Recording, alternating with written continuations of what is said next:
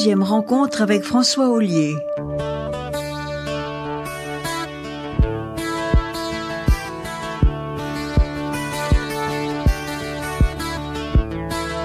François Ollier, bonjour. François, tu nous as amené la semaine dernière aux Marquises, où en 1970, tu avais été envoyé pour faire l'inventaire des sites archéologiques.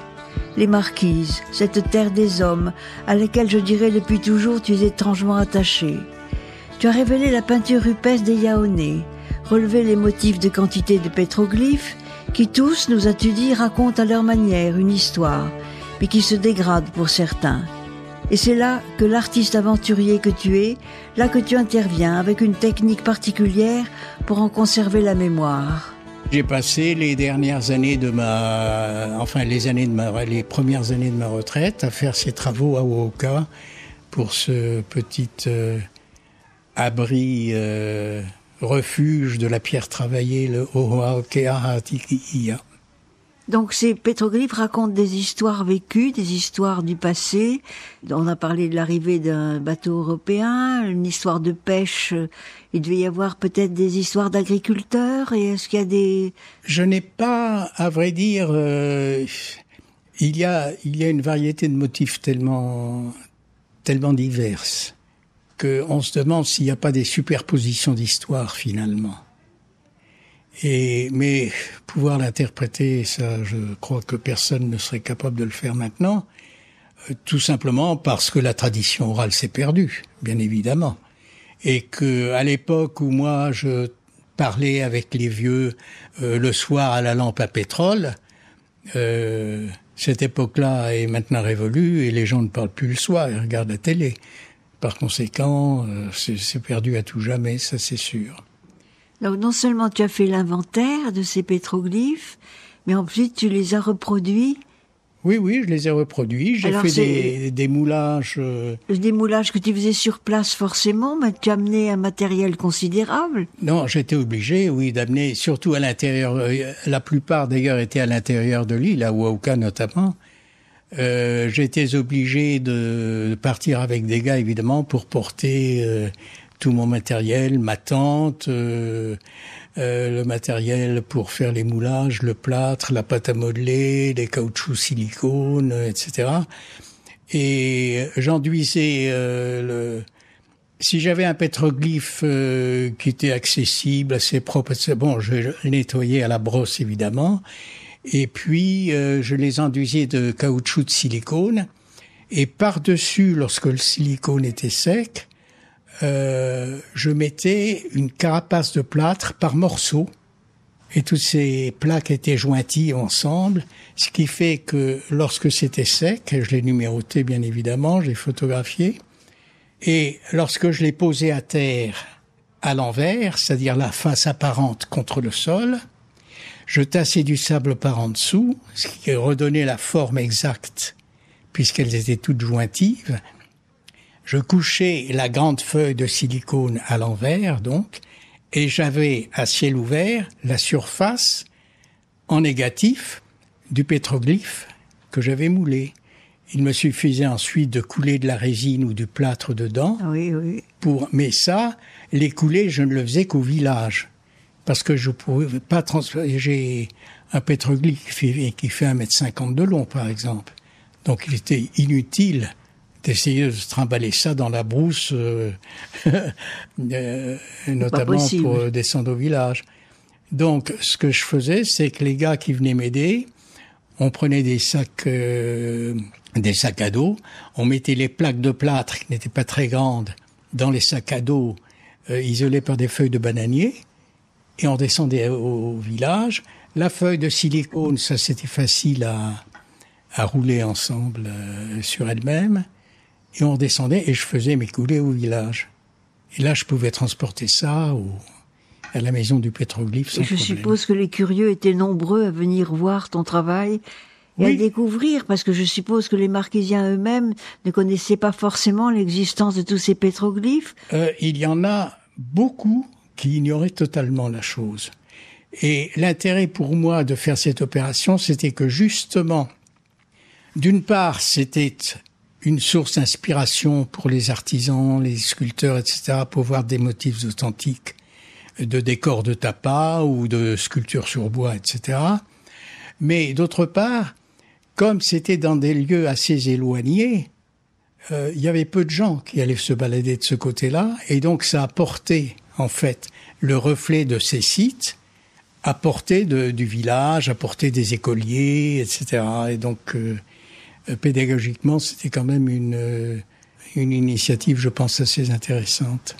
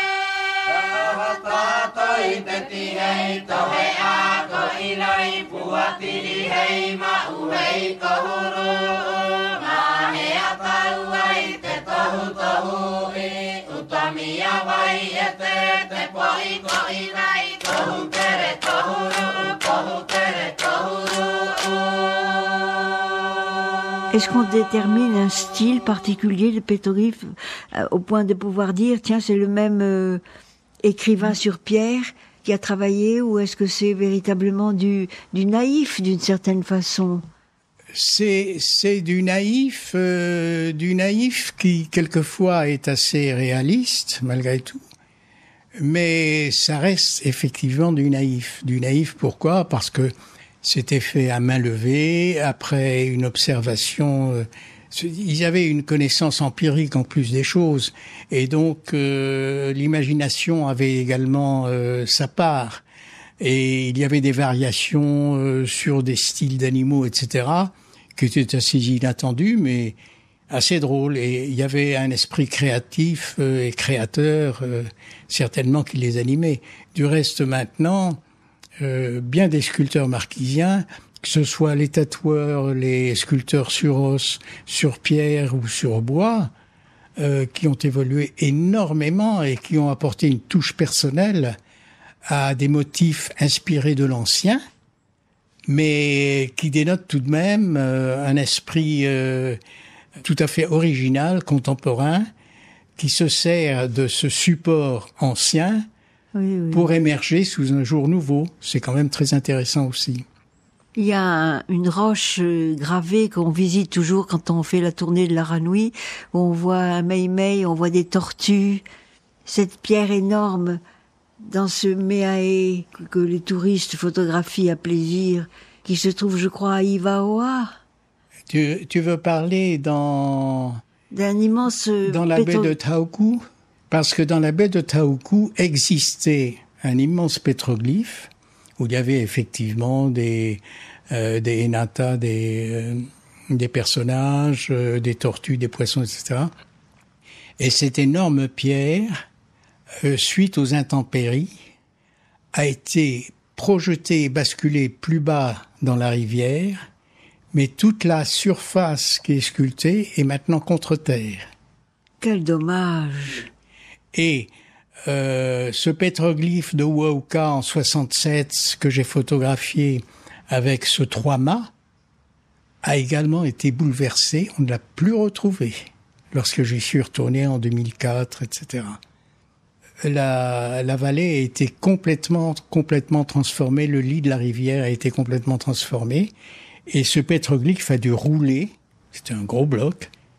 Et sa face maintenant est contre pierre, mais tu peux pas la reconnaître parce que la forme qu'il avait en dessous, tu ne la connaissais pas, bien évidemment. Et c'est celle qui est présente maintenant. Donc, alors, il y a bien des choses comme ça qui ont disparu. Je me souviens qu'à Huahuca également, nous avions été avec des vieux qui connaissaient toute une paroi sculptée de poissons, absolument merveilleux paraît-il, et dans une petite vallée avant Owiha, des parois qui ont complètement disparu parce que elles se sont effondrées.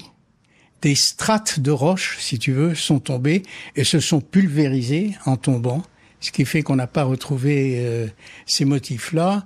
Un lieu très intéressant du reste, parce que à cet endroit-là, il y avait une vieille plantation de huetu, de fei plutôt, pour dire par les Tahitiens, monstrueux, énorme, et qui avait été planté là bien des générations auparavant. Et donc ce lieu était très fréquenté. Ils avaient fait des plantations, ils avaient fait sculpter ces parois qui avaient malheureusement disparu. Et il y en a beaucoup d'autres encore dont on parle, mais que je n'ai pas eu l'occasion de visiter parce que c'était trop loin, parce que c'était peut-être trop difficile, parce que je n'en avais pas l'occasion. Enfin bref, il reste beaucoup à découvrir aux Marquises. Encore, tu penses qu'il y a beaucoup à découvrir? Beaucoup à découvrir, et bien des choses ont disparu, mais en fait, elles se sont cachées, elles n'ont pas disparu. Mais on les trouvera peut-être jamais. Donc le mystère reste entier. Le mystère. Et c'est merveilleux comme ça. Mais c'est merveilleux de garder le mystère. Voilà.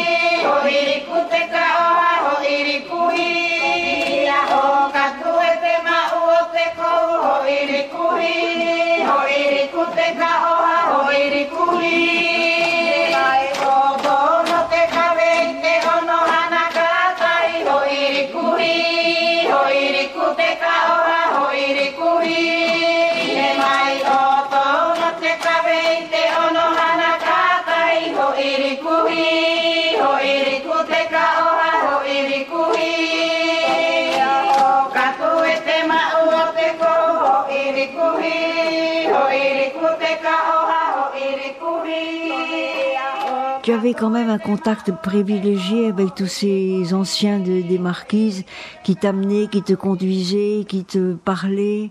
Tu parlais marquisien? J'ai parlé marquisien à une époque, de façon à me débrouiller assez bien. Oui. Pour les besoins de la cause, en tout cas, c'était bien suffisant. Tous ces vieux que j'ai connus, bon, ils sont morts maintenant. Il y avait Denis Keo Pahuatini de Hatieu, dont le fils a été maire de Nukuiva, qui s'appelait Edwin, et qui est mort d'ailleurs, Pahuatini. Denis a disparu. Le vieux Damien Omitai de Hatieu a disparu également. Le vieux Stanislas Pahuatini de Taiorae a également disparu. Enfin, il y en a. Le vieux Keakea d'Omoa a disparu. Vraiment, j'ai eu une chance absolument extraordinaire de rencontrer ces gens-là, parce que bon, personne ne leur arrive à la cheville. Oui, tu as pu récolter une mémoire qui encore vivante, oui. Encore vivante, c'était étonnant. Oui, et on respectait tout à fait ton travail. On n'a jamais mis en discussion le fait que ce soit un Européen qui vienne relever ces traces de... Non, pas du tout. D'abord parce que, sauf au début à Omoa, à Fatouiva, parce que ils avaient eu une expérience désagréable avec Thor et Heyerdahl, qui était reparti en prenant des crânes. Mais je leur ai expliqué le sens de mon travail. Je leur ai dit, vous savez, aujourd'hui, quand nous enterrons nos morts, bien des gens aiment avoir la représentation soit sculpté, mais plus fréquemment, en ces temps modernes, une photographie qu'ils mettent sur la pierre tombale. Pourquoi ? C'est pour prouver qu'on ne les oublie pas. C'est pour prouver qu'on les respecte, qu'on leur rend visite, qu'on fleurit leur tombe, qu'ils sont présents toujours à l'esprit. Bien sûr, ce que je fais, moi, ces moulages que je fais, c'est la photographie des ancêtres. C'est pour qu'on ne les oublie pas, qu'ils soient là. Quand ils se trouvent à l'intérieur de l'île, ils sont toujours près de vous grâce à cela. Et cet argument-là leur a fait comprendre que vraiment, ça avait un sens, qu'elle est bien au-delà de l'aspect purement culturel de l'opération. Et c'est par ce biais-là qu'en fait, je me suis bien fait accepter et que j'ai reçu vraiment toute l'aide que j'aurais pu souhaiter, que j'aurais pu espérer.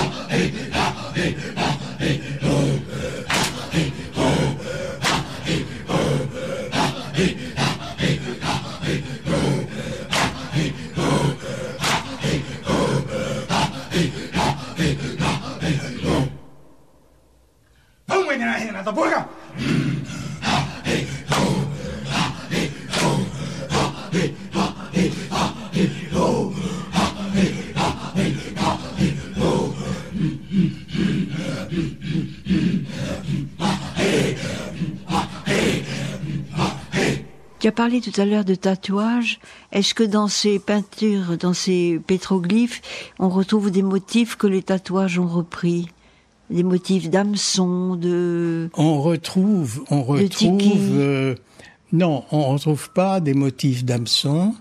De tiki, oui, ça, on les retrouve également dans le tatouage. Mais ce que l'on retrouve le plus souvent, c'est la fameuse svastika marquisienne. Tu vois, l'espèce de croix gammée à l'envers, marquisienne, beaucoup plus nuancée qu'une simple svastika.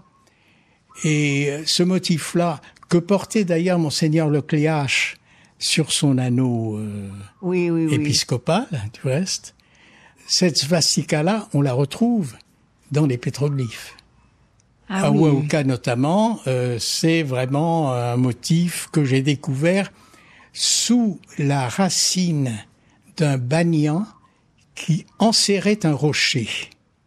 Et c'est une racine énorme, mais j'ai vu pointer juste en dessous un petit trait.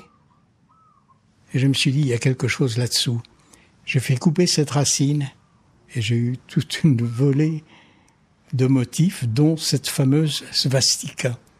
Donc, tu vois, il y a des motifs qui étaient utilisés. C'est presque une signature. Presque, oui.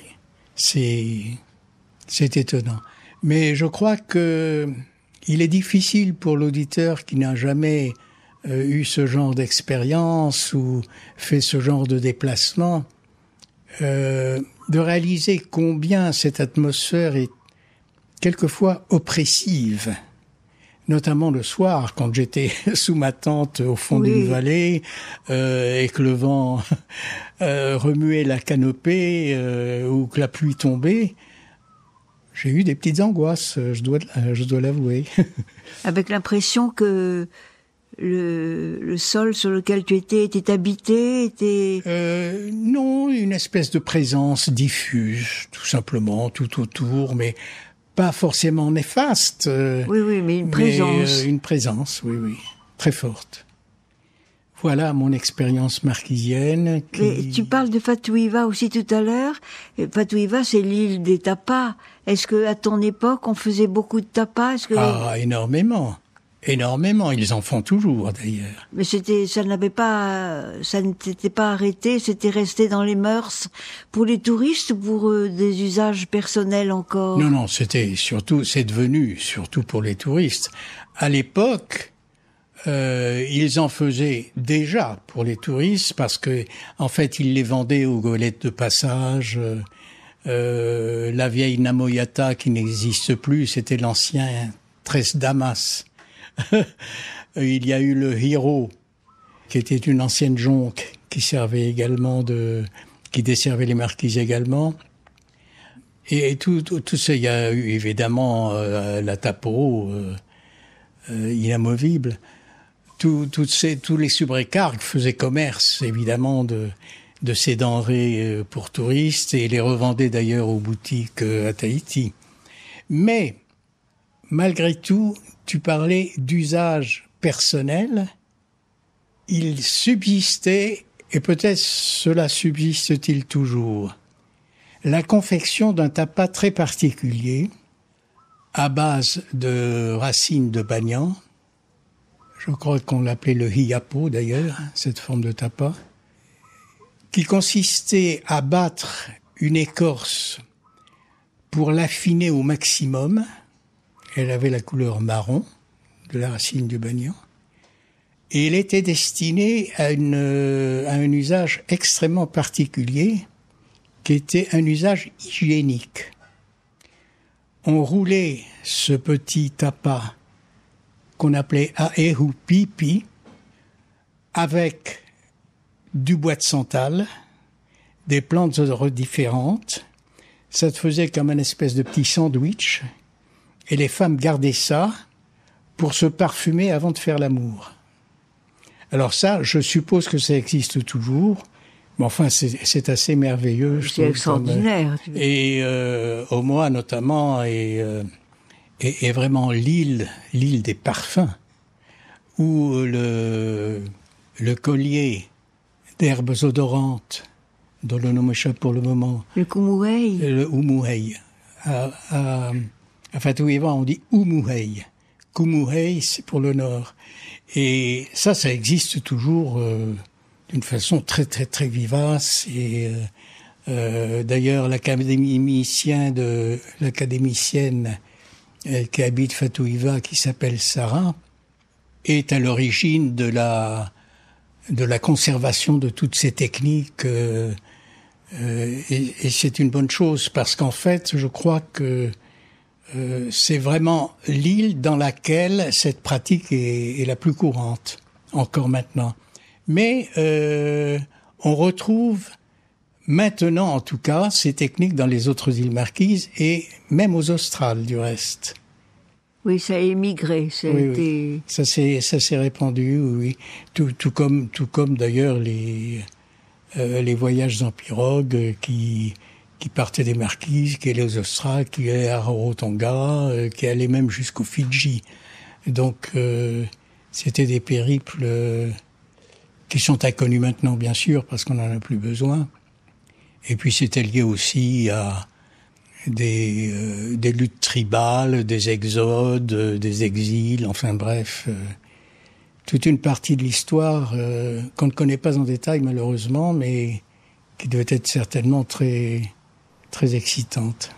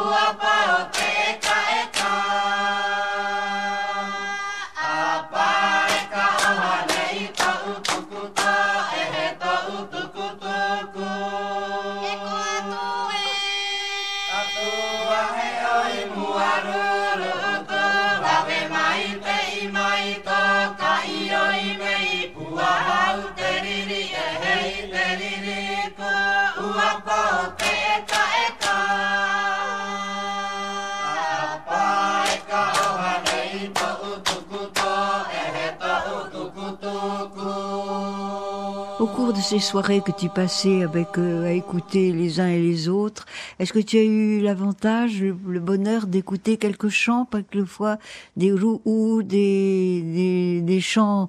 Oui, à Fatouiva notamment. À Fatouiva parce qu'ils avaient un groupe de danse qui était animé d'ailleurs par Sarah, l'académicienne de Fatouiva. Et j'ai eu l'occasion, oui, d'assister à beaucoup de représentations, à beaucoup de chants. Et puis, lors des fêtes de juillet ici, on en a un aperçu du reste. Mais enfin, tout ça, ça commence à affaiblir dans son intensité en ce qui concerne ma mémoire, parce que j'ai du mal, autant les images, ou les odeurs, ou les conversations, ou les objets, ou les paysages sont gravés dans mon esprit, autant s'évaporent petit à petit les nuances des chants, à part les chants des oiseaux du reste. Et je crois que, bon, nous vieillissons tous, n'est-ce pas? Mais oui, hélas. Mais enfin, de pouvoir emporter tout ça avec soi, c'est quand même assez merveilleux. En tout cas, ce destin entre ce petit objet offert dans ta petite enfance, Jacqueline, oui, et ces nombreuses années passées aux Marquises, c'est quand même un destin tout tracé qui fait réfléchir. Je pense je crois à Leibniz, je crois à cette harmonie préétablie, je crois à un conditionnement à l'origine qui dirige nos vies, en dehors de toute volonté de notre part du reste, et au gré des circonstances. Donc, la foi chrétienne, que vient-elle faire là-dedans, je ne sais pas trop, parce qu'en fait, c'est un sentiment qui relève plutôt d'une conception, j'allais dire, sauvage, entre guillemets, de l'existence. Et en tout cas, les faits ont prouvé que, en ce qui me concerne, cela avait un sens et ça a donné tout le sens de ma vie qui a suivi jusqu'à maintenant et pour l'éternité sans doute. Ça a donné un sens à ta vie, mais ça a donné aussi aux Marquisiens l'occasion de... Tu avais une mission, que tu le veuilles ou non, c'était de révéler un certain nombre de mémoires du passé que représentent ces pétroglyphes, que représentent les Méae, et c'était indépendamment de ta volonté, comme on vient de le dire. C'était un destin c'était irrésistible. C'était vraiment quelque chose qui me hantait depuis ma petite enfance, et ça s'est réalisé. J'ai tout fait pour que ça se réalise, mais les circonstances y sont prêtées énormément. Sans ces circonstances, ça aurait été sans doute difficile de le faire. Bon, ça s'est fait et je suis assez satisfait finalement d'avoir pu accéder à ces mystères et d'avoir vertigineux. Passé ces vestiges, d'avoir livrés quand même maintenant au regard, de les avoir ressuscités d'une certaine façon. Oui, je les ai fait revivre effectivement, mais et ce qu'il y a d'amusant, c'est que l'Aranui, tu connais bien puisque tu es passé à Waouka avec, l'Aranui débarque des passagers qui sont absolument ravis, paraît-il. D'ailleurs, Maurice Rotuehine et sa femme Delphine sont ceux qui sont chargés de l'entretien du Ohoalkeahatiki, de la maison du pétroglyphe à Rokatu. Et je leur fais entière confiance. Il faut dire que Léon a monté aussi un musée qui est extraordinaire. Oui, alors je ne connais pas le nouveau musée qui est près de l'aéroport, là. Il avait fait à l'occasion d'un festival, je crois. Il est un musée qui est près de la mairie. Ah oui, non, mais attends, il n'existe plus celui-là.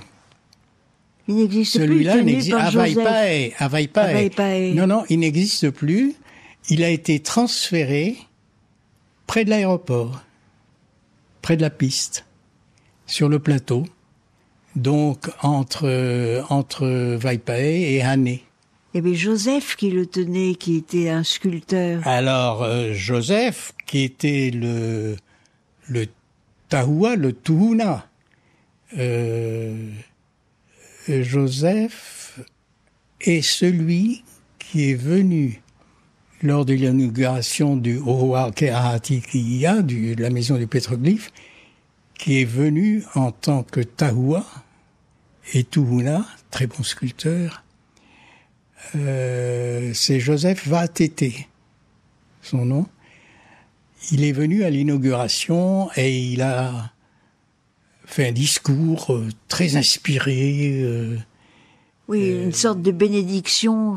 Voilà, c'est ça. Mais en même temps, j'ai fait représenter avec son accord Monseigneur Lecléache par Robert, qui est le prêtre catholique qui officie à Hokatu. Lui également a fait un speech, Joseph a fait un speech, et c'était assez étonnant de voir cette convergence de deux foi différentes, d'une qui venait de très loin mais d'un côté de la terre, et l'autre de l'autre côté de la terre, se rejoindre à cette occasion-là, c'était assez émouvant. Et puis la foule était immense, puisque ce dimanche de Pentecôte, l'office ayant lieu à Hane, tout près de Hokatu, tous les gens de Vaipae étaient là, et sont tous venus à Hokatu, évidemment, avec ceux de Hane.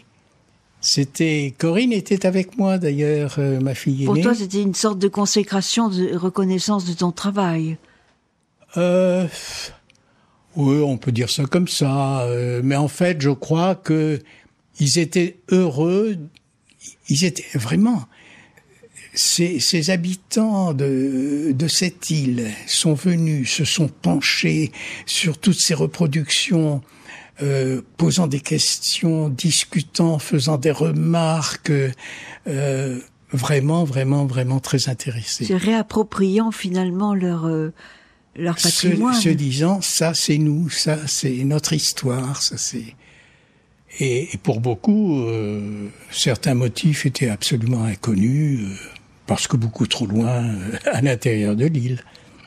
Les marquises ont marqué ta vie prodigieusement, profondément. Elles l'ont marqué indélébilement. Et tu n'envisages pas d'y retourner ? J'y ai pensé, mais de temps en temps j'y pense. Mais je n'ai rien décidé. J'y ferai sans doute un saut, mais tu sais, retourner dans des lieux où on a vécu des époques différentes... ça réserve quelquefois des petites déceptions qui font que... On préfère rester sur les souvenirs qu'on en a gardés. Autant s'en passer finalement. Et c'est bien ainsi, je crois.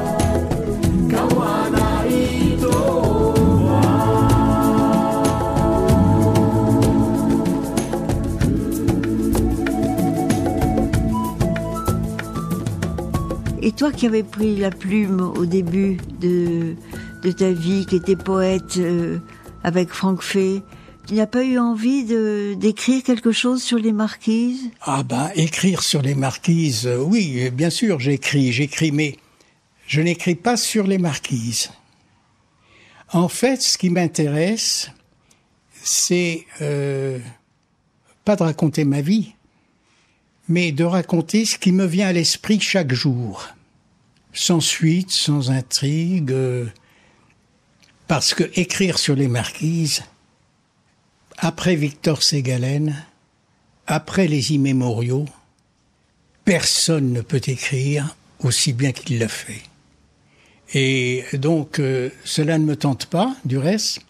En revanche, dans mes écrits actuels ou à venir, peut-être, je fais évidemment allusion aux Marquises, sans forcément les nommer, ou en donnant un nom ou deux de sites, mais sans me focaliser sur une histoire des Marquises, sur ce que j'y ai fait, etc., mais plutôt sur le comportement, certains comportements très polynésiens, qu'on retrouve dans toutes les îles d'ailleurs, finalement, et certaines attitudes, certaines mentalités, certaines conceptions de l'existence. Mais c'est mélangé à beaucoup d'autres choses qui n'ont rien à voir avec les Marquises. Et donc, je n'écris pas sur les Marquises, oui. Mais je les évoque, bien entendu. Tu es attaché à cet archipel de façon indélébile et inconditionnelle. Absolument. Je n'ai jamais éprouvé d'émotions si fortes que celles que j'ai pu éprouver là-bas, ni de plaisir aussi intense que ceux que j'ai ressentis. Et j'en bénis les dieux. Tu as eu la chance de pouvoir faire ce parcours à une certaine époque. Ce serait plus la même chose maintenant. Les Valais ont la télévision, les Valais ont maintenant accès à Internet. Les rapports avec la population à ce propos seraient plus les mêmes, probablement. Tu ne pourrais plus partir sous la tente, passer des semaines à considérer les lieux, à rechercher, à inventorier. Oh, si, je pourrais, si j'avais, si j'avais encore l'âge. Mais, disons que j'ai fait ce que j'ai pu, ce que j'ai eu l'occasion de faire. Pour moi, c'était déjà énorme parce que ça a rempli ma vie d'une façon à nulle autre pareille. Et donc, on ne peut pas trop en demander. Si la vie vous offre quelque chose d'aussi riche, d'aussi intense, d'aussi unique, on peut s'estimer heureux de l'avoir vécu et c'est très bien ainsi.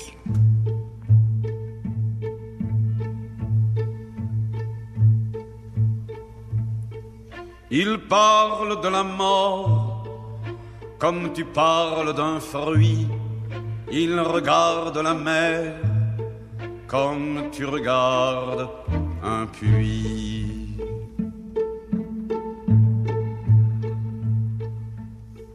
Les femmes sont lascives au soleil redouté, et s'il n'y a pas d'hiver, cela n'est pas l'été.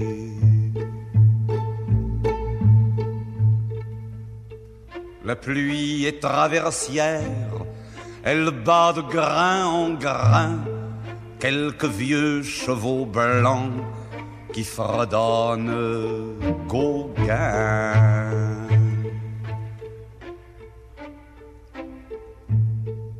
Et par manque de brise, le temps s'immobilise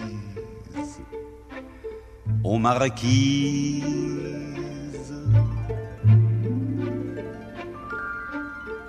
Du soir montent des feux et des points de silence qui vont s'élargissant et la lune s'avance.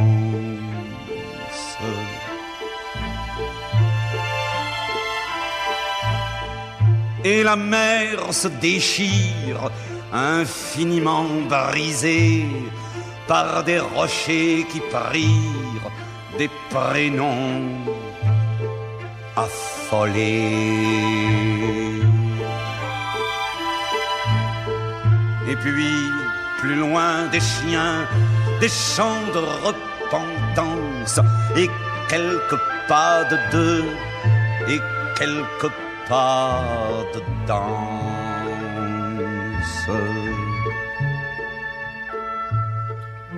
Et la nuit est soumise, et l'Alizé se brise aux marquises.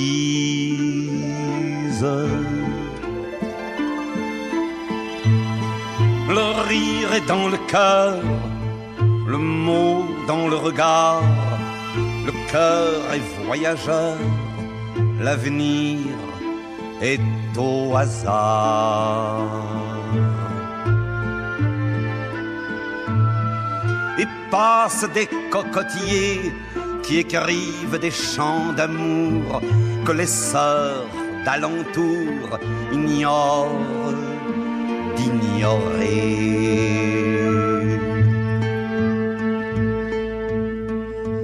Les pirogues s'en vont, les pirogues s'en viennent, et mes souvenirs deviennent ce que les vieux en font.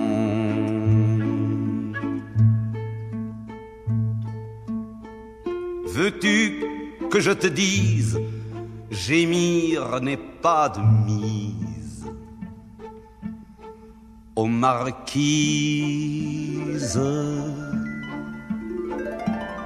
Enfin, tu as réalisé une œuvre d'artiste et de créateur quand même. Oui, certes, mais le premier mérite en revient aux auteurs, aux artistes marquisiens anciens qui ont réalisé ces pétroglyphes. Tout le mérite vient d'eux, car sans eux, il n'y en aurait pas, et je n'aurais rien pu faire.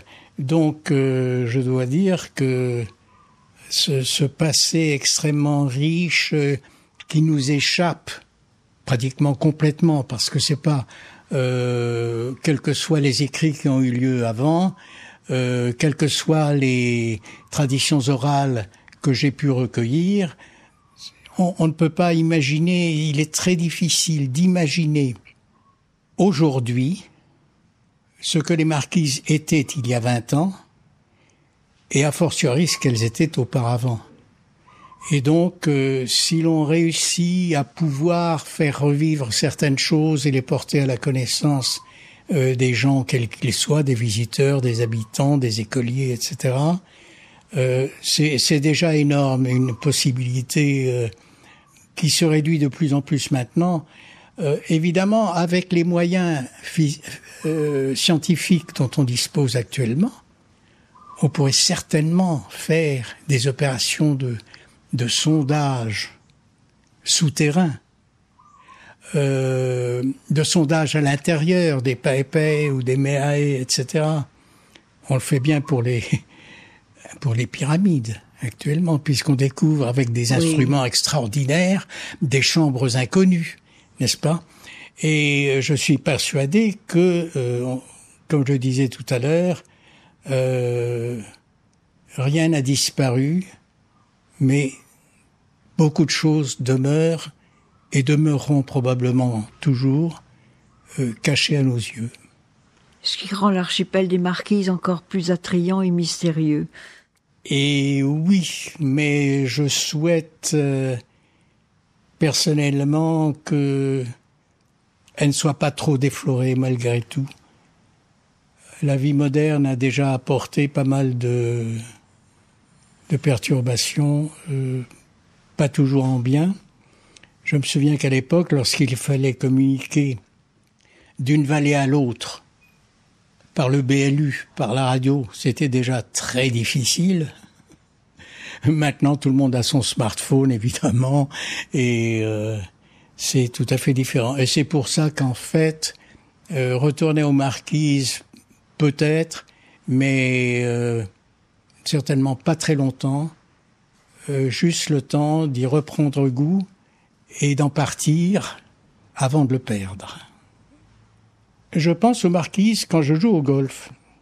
Car imagine-toi que au fond de mes vallées, à 2 pas de ma tente, lorsque j'y étais, je taillais une branche de goyavier légèrement écurvée au bout et je tapais dans des graines de tiaïri pour ne pas perdre le sens du swing. L'art du lancer, l'art de la frappe. Voilà. L'art du lancer. Merci Michel de m'avoir invité. Merci François pour ce regard porté sur ta vie, pour ce voyage au cœur de la terre des hommes, pour ce travail respectueux d'une forme de sauvegarde du patrimoine culturel que sont ces moulages, sans parler des œuvres originales que tu as réalisées, les manalites comme tu les appelles. Merci François, et merci à Touiva Lambert qui m'a permis de réaliser cette émission.